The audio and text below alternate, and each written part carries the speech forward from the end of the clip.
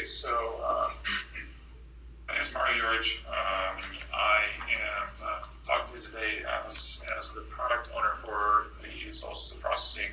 So what that means is I try to guide the team that the part of the LSST data management team here at UW that is thinking about soul system related data products, soul system related software, and getting the soul system data products basically in your hands. So what I'm going to be talking about today are a set of updates on where we are with soul system processing and data products and some changes that we're considering.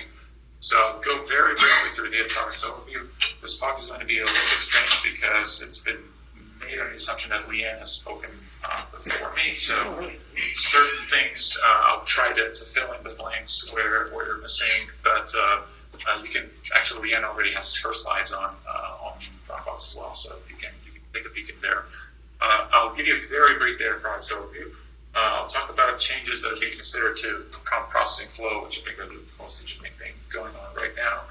Some updates about our team, and I'll walk through a couple of science use cases that you mentioned in your questions and how I would do that, just to give some feel or give some concreteness to what I'm going to be talking about.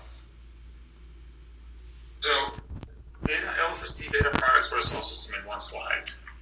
This is at least my attempt.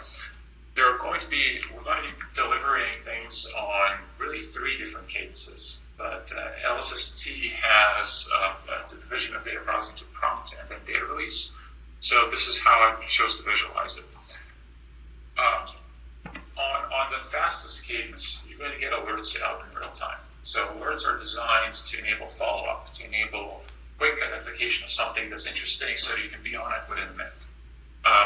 So these are parts of the alert packet that Leanne will have spoken about tomorrow.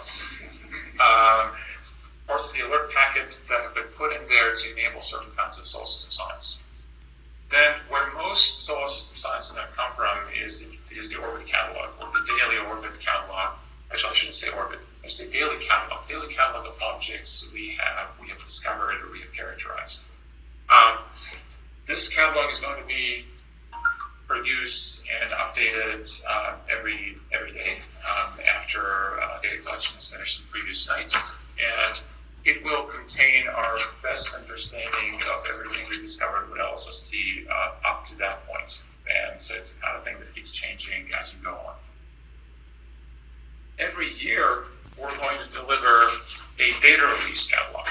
So the first approximation, you can think of the data release catalog as the daily orbit catalog, just done a lot more carefully, using data that has been processed with one version of the software, using data that's been much better calibrated, because data coming to this catalog is going to be coming from image differences. It's going to be reduced, in essence, in real time. So we're not going to have certain calibration quantities understood or already in time to be included, say, in magnitudes that are estimated here. But every year, we take all of that, all the data that the LSST has collected, we take the best possible calibrations that we derive, and we derive one self-consistent catalog that can be used for things like population studies. So that's sounded very with the best data we have and under very controlled conditions. So one version of the software, for example. I have a question. Yes. So you each year you do this annual catalog. You process everything that was observed from the first day, from the beginning. Right. And the idea there is that we've been learning a lot about the instruments through the years, but SDSS, 15 years after SDSS started, we were still learning about SDSS calibration, better photometric calibration. So it's amazing how much you can get out of the processing everything. So just to be clear, the data release or the yearly catalogs are one version of all the software. But on the prompt products, if you find a bug or there's something in the image extraction that creates artifacts and you fix it, that means you will not running everything again. You'll just go from that to forward it tomorrow. The catalog will be whatever we just. So I'll mention that in a second. That's right. Well, the annual catalogs have detection level processing detection level data. Yes. So I think John may have spoken a little bit about that. We we, in essence, every year we start from raw data and we build everything up from scratch. The best way we know for at that point in time. So it means that numbers will change, magnitudes will change quite a little, but they should get better. So what I'm going to do briefly is walk through these three into a little bit more detail and pointing certain things out about them.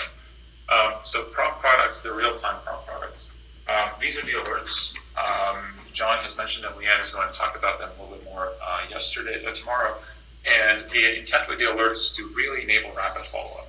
So these are not meant to enable precision science. These are the kinds of things that are meant to enable you to make a decision on whether this is an interesting object and be on it in 5 minutes. So one of the things before I move on that I'm going to mention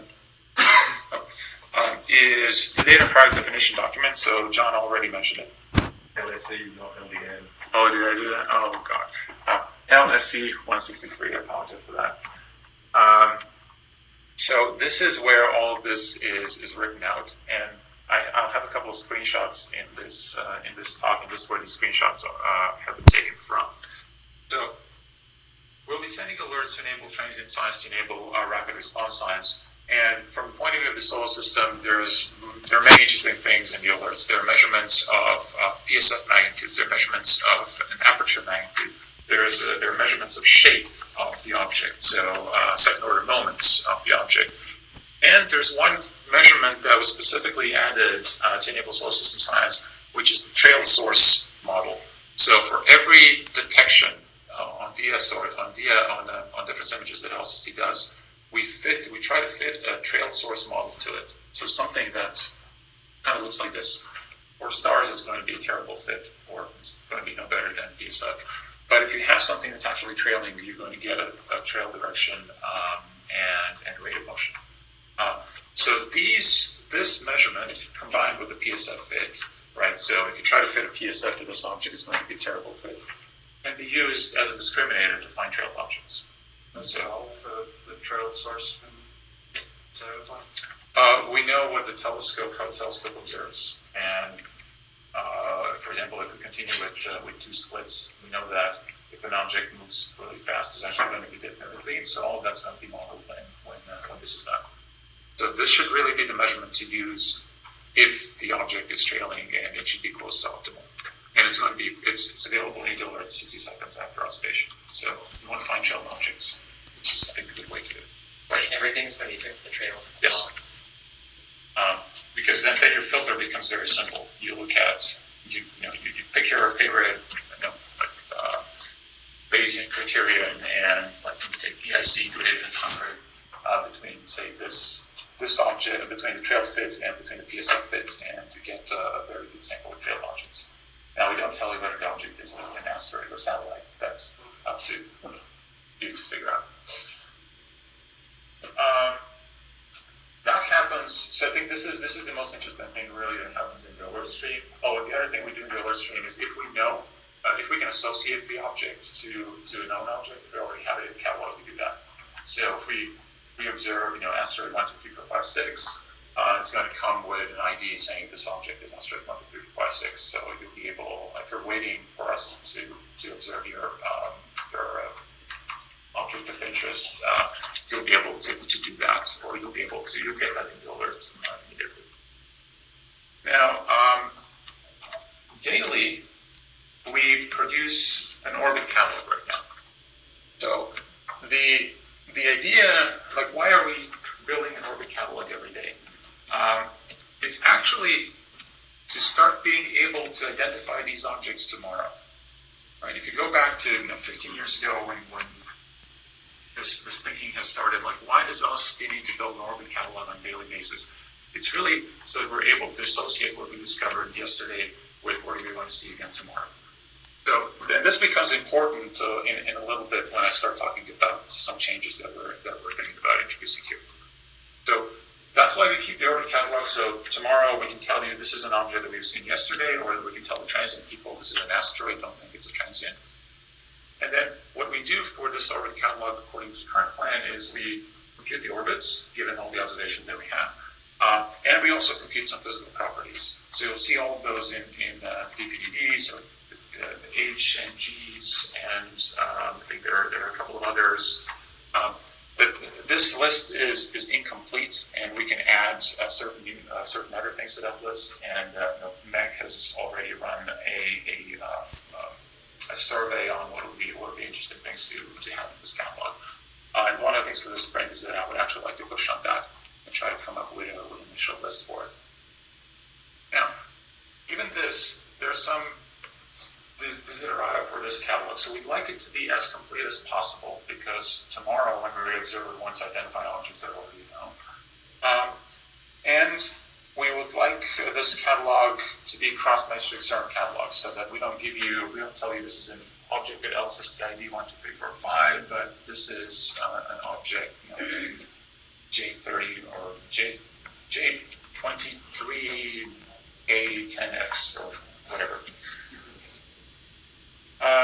So this happens on a daily basis. It becomes available. You can download it as a table. This is not going to be big. This catalog is going to be on the order of a few million objects. So you can grab the data even as a text file. So this is where LSST is not big data. Don't think about having to build large computers just to work with the LSST or work with catalog. And then I mentioned in data release, we in essence regenerate this catalog, but do it much more precisely. So single version of MOPS, and this is what Meg mentioned. When we generate this catalog on a nightly basis, we're going to have bugs, we're going to have issues, we're going to discover problems, especially early on. Because the intent here for both of these data products is to enable rapid follow-up and to enable association the day later, we want to fix those bugs as soon as possible. So the policy here is going to be, as soon as you fix a bug, deploy the new version of the software and continue. The upshot to that is, if you had a bug, for example, in photometry, in magnitude measurements, then your nightly catalog is going to be a little bit biased or inconsistent, because old measurements were used using one algorithm, new measurements were used using a different algorithm, and they improved. But there's going to be a whole lot of things produced with the varying version of the software. Here in data release, everything gets re-reduced from beginning to the end with the same version of the software, the best currently available version of the software. If you care really about precision photometry, precision astrometry, precision anything, this is the one to use. And this one comes about once a year, but we're thinking that that's kind of the right cadence. If you really are doing precision science, it does take you, an order of a year or a couple of months to even get your science case done, paper written up, etc. If we're producing this on a daily basis, I think it would be a nice thing, but I don't think that we'd see a huge difference in terms of science output. Yet it would be usually more expensive to try to do that on a daily basis. I have a question about so you said that you're going to release new into the software, processing software, like how often? You have bugs like every day? I don't think we have a policy written out. John can. So yeah, I mean, I don't know, but it'll be whenever bugs are found. So There's usually, in my experience, there's usually a very long list of bugs, like more than actually. But some of them will be more it's going to be, yeah. I will say, in my experience, like with the ZDF bugs that are coming on, so that's, it's very new. For a couple of weeks, there was one particular bug, and then they corrected that, and then basically all of the alerts before then were not useful for a solar system on it. Then there was another period where there were some other problems with the photometry measurements, and then so those measurements are not super useful. And then they corrected that, and so you get this, you have certain time periods where things are consistent, but that's not going to cover the whole catalog. And I think that orbits and the daily orbit catalogs are not guaranteed to be the same for 1 day, right? Because you get more information from somewhere in the orbit usually updated. So the daily catalog is like Marta was saying, it's useful for identifying targets for follow-up. is useful for finding very time sensitive.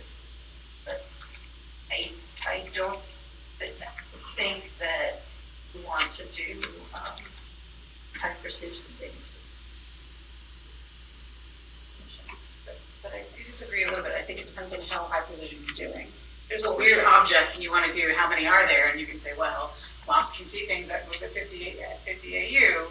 If we assume roughly its efficiency, I can come up with something. So I think it depends on how high, what your specific goal is in terms of how accurate that The number way I would is. phrase it is, you have your science use case, you look at the characteristics of both these products and decide which one is actually applicable to your use case. Some of these things you can do on a daily catalog. For some things, it may just be too much work to characterize all the stuff going into the daily catalog. And when it comes to software changes, there is going to be some policy. We're not going to changing everything randomly every night because you can introduce just new bugs. But it's important to understand that changes will happen. Is the orbit determinations that are listed here, are they going to be solely from observations from LSST, or are those? Let me defer that for maybe a minute or two, because that's where we're going to make some changes. Or actually, let me answer that question. For the data release catalog, the answer is yes, solely for LSST. For the nightly catalog, the answer is slightly different. So I'll talk about that in 2 minutes. So how will I keep track of which version of the daily catalog software was used if I want to look back 3 or 4 months and see if this or that bug existed then or not, or what's been changed since then? So this will be a part of the broader provenance scheme for LSST software products. Every single product will be able to trace back the line of the catalog to which version of the software was used to produce it, which input data was entered into it. I don't think we have the details of the mechanics of it, but it shouldn't be that difficult. It's going to be likely some table in the database that you'll query. I'm wondering about now the things are changing during this first year before the first data release. In particular, your templates are being updated continually, and that's one thing that's changing during the first year. After the first year, are you going to have a constant template for daily processing? We change templates every year. So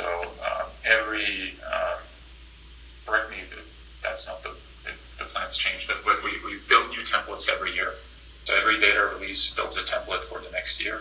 And the idea here is that you don't want to be working off of the first year template in your year 10, because there are objects that vary on long time scales that will enter. There are objects that move, so there are stars that move that will suddenly start registering. There's a bootstrapping problem I'm asking about.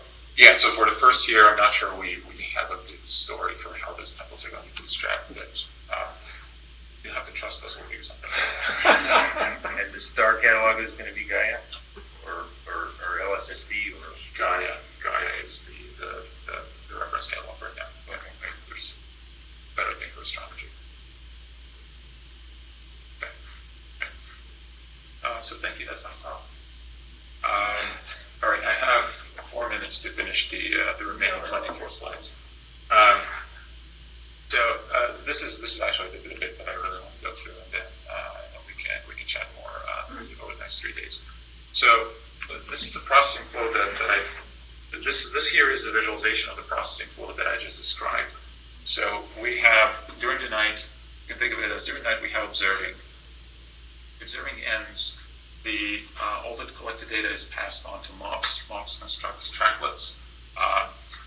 Tracklets are then linked into tracks. After we collect 3 tracklets, we're successfully able to link it into a track. We call that object discovered. We report it to the Minor Planet Center. We also add it to the bucket of all the objects we've discovered and for which we compute the orbit and maintain our orbit catalog. We recompute that orbit catalog during the day. So these are all the newly discovered objects and objects that were previously discovered and just re-observed. So now we have improvements in this catalog. We do that here. At that time, we also do things like recovery. So go back and try to find observations that we missed previously. The result of this processing is an updated, what we call SS object table. I'm starting to call this LSST orb because that appears to be a good convention. The NPC orb, ASTO orb, LSST orb. And we use that table to predict where the objects are going to be next night so that we can associate them in real time. So when the alert comes out, we can tell you, look, this is not this is where it comes from. This is where it comes from. For data release processing, this is more or less similar. The scheme is similar, just with better data, and we do processing. So there are some issues with this. One is if you look at this scheme, LSST is completely self-contained. So we don't talk to an external catalog, for example, like the Minor Planet Center catalog or like JPL catalogs at all. So we maintain our own catalog and we do all of that. That brings some interesting issues with cross-matching or association of observed sources with say, MPC catalog. Because on day one, this is empty. So let's say we observe Ceres and somehow the camera doesn't burn out. Given it's a 6-7 magnitude object, we would say we start a new object and look like there's this big planetoid, and maybe we should tell someone. So we can that can be fixed. So we can have two catalogs early on, LSST catalog and the MPC catalog, and do cross matching to both. But it introduces complications. So you now have two IDs. There can be all four possible combinations of whether the object has been verified or not. So it's an annoyance. The other problem is that in the current baseline, we actually don't have firm plans to cross-reference the LSST catalog to the MPC catalog. So, for example, LSST discovers an object. We call it LSST 1, 2, 3, 4, 5. We submit that to the MPC. They give it another designation, and somehow this fell through the cracks that we don't actually try to figure out that this designation corresponds to LSST 1, 2, 3, 4, 5. And so this would be a major annoyance for the community. And the final bit is that in here, the reporting outside of LSST gets triggered by successful linking of tracklets. So if we have 3 tracklets, we link them into a track, we do IOD, and that works great. That gets reported to the MPC. We have 2 tracklets, that observation dies in the LSST database. It's still there. You can go and dig it out and you can try to find it, but it never is kind of reported to anyone else who might try to add a 3rd tracklet from a different survey. So it's somewhat the data loss. It's not fatal because LSST actually discovers most of its stuff, but it's a bit annoying. So this is to address these issues and to address the fact that we're effectively rebuilding the MPC just for internal LSST use, which is not a good use of what's the technical term? It's not where our business expertise is. We're thinking about changing the plan to something like this. So LSST observes, MOPS links tracklets, MOPS links observations into tracklets and then tracks into tracks. And then we submit those to the MPC. So this is similar to, for example, how PanSTARS works today. So 2 tracklets submit to MPC. MPC then they do their own thing. They link those observations to everything that's in the database. They assign designations, etc. And at the end of the day, they produce a new MPC orb catalog. We ingest that. We ingest that catalog, and then we use that as the catalog for next night. And the only thing that we do here is we now take that catalog and we compute the LSST-derived physical quantities for these objects. So, for example, we might take a catalog from the MPC. That catalog says, here's an object,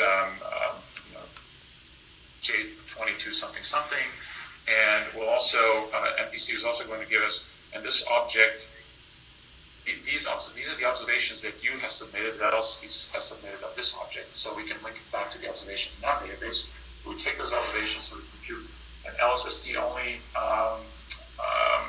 absolute magnitude, an LSST only estimate of G, and et cetera, et cetera.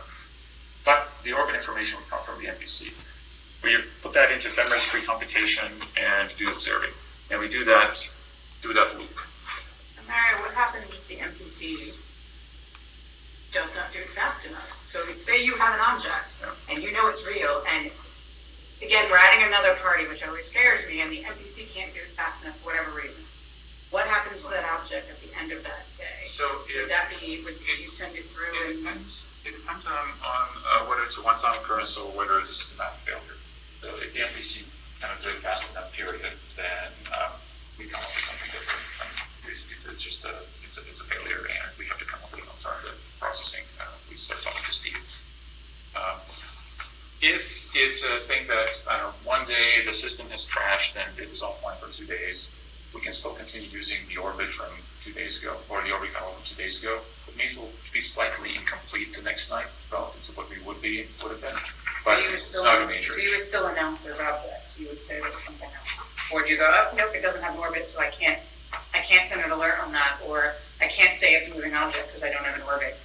So we have to see how far we can get there. Like the worst case scenario is we keep those objects on the side in the bin until MPC comes back online, and don't actually do those associations until they come back online. So you're incomplete for a day or two, depending on how severe the issue is. If our data release software, and once our data release software is at the point where we could compute our initial orbit and do some of that ourselves, this is what I say incomplete tracks, then we might be able to do it, but probably not in day one. But in this model, you're still reporting your 3 linked track points in this data, your topic discovery. So in this model, I'm still yes, but we started talking to the MPC folks, and they want us to start reporting all tracklets and properly that they're real. But it's something that they're working towards, and they're not scaled up to be able to intake that yet. So this still shows up as reporting only the accurate link tracks, but the idea is for this to evolve to report all tracklets, even if it has a 25% chance of being real. I think I'm going to have you answer that question again. It says submit discoveries to MPC. Those are all of your tracklets, not your discoveries. So on day 0, those will be the discoveries. So those will be, here are 3 tracklets, and we think they go together. You're only going to be submitting the 3 nighters. Yeah. That's kind of the 0th order plan. So that's the initial plan. Then MPC needs to build up their infrastructure and the internal processing to be able to take in everything. At a point when they tell us they're ready, we start sending them everything. So we're starting conservatively with just sending the detections. And the way this looks like MPC is on the critical path for data processing. Is there shouldn't there be kind of a bypass, which looks more like the previous slide? Yeah. So that's what Meg asked. The bypass is if this doesn't work, we're a year into commissioning and this is still not working. We essentially have to replace this with something that we're building for data release processing, and that will involve pulling away a couple of people from the LSST team, or hiring people from the outside to try to get that done in time for day 0 of observation.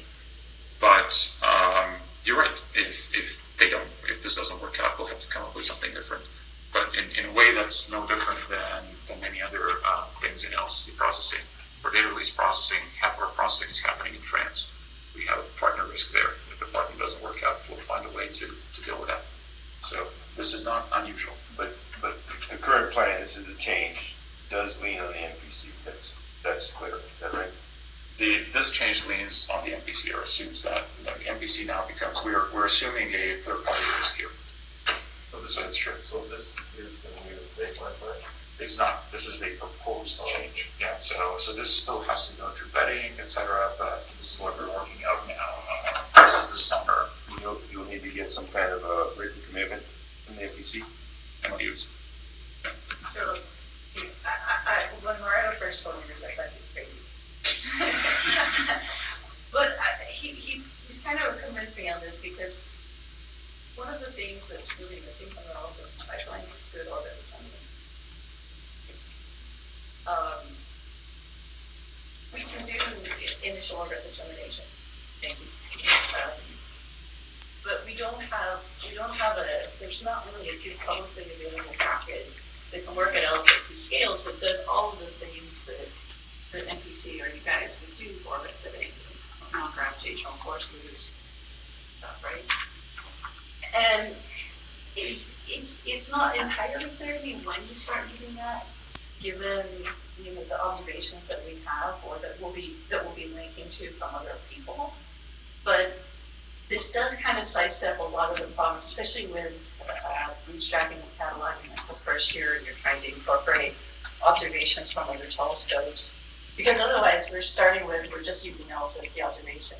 So all of the known asteroids, for example, we won't have orbits, or we won't have good orbits. Well, you can still do the ingest new MPC orbit, right, without having the purple box then we have to. on the critical path. Yeah, the issue there is that we don't have resources to do both, right? Our entire solar system team consists of 1.5 person. How many people you have at JPL or you have at NBC to just steward these databases and to ensure that they're consistent, et cetera. In LSST operations, I think there are 0 to 1 to do that. So I think this is really mandated by realities of funding to try to put this into a framework that other surveys are using now.